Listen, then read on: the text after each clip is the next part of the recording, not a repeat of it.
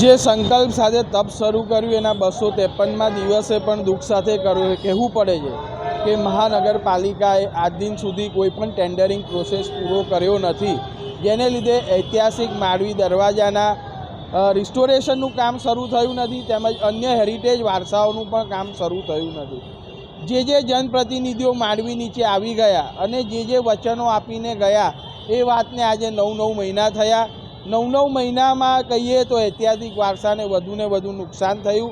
તો હું બધા જે જનપ્રતિનિધિઓને કહીશ કે તમે જે માતાજીની સમક્ષ માંડવીને ઝડપથી કામ કરાવી અને સરસ કરવાની વાત કરી હતી એ કામ ઝડપથી પૂરું કરાવો।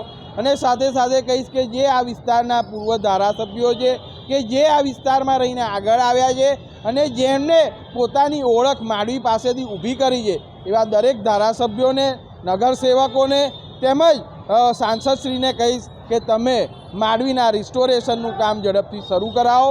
જે જાગૃત મીડિયા, પ્રિન્ટ મીડિયા અને અમારા જેવા હેરિટેજ પ્રેમી લોકો મીડિયાના માધ્યમથી લગાતાર કહી રહ્યા છે કે હેરિટેજ વારસાનું યોગ્ય રિસ્ટોરેશન થાય તો એનો તમે અવાજ બનો।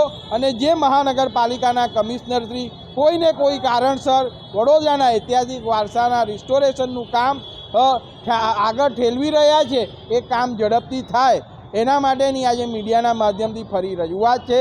કારણ કે કહીએ મહાનગરપાલિકાના કમિશનરશ્રી વડોદરાના રાજવી પરિવારની અવગણના કરી રહ્યા છે, પુરાતત્વની અવગણના કરી રહ્યા છે, મુખ્યમંત્રીની અવગણના કરી રહ્યા છે અને જે આપણા દેશના યશસ્વી વડાપ્રધાન કહી રહ્યા છે કે વિકાસ સાથે ધર્મ, ધરોહર અને વિરાસતોને સાચવો, તો આજે વડોદરાની વિરાસતો વિસરાઈ રહી છે।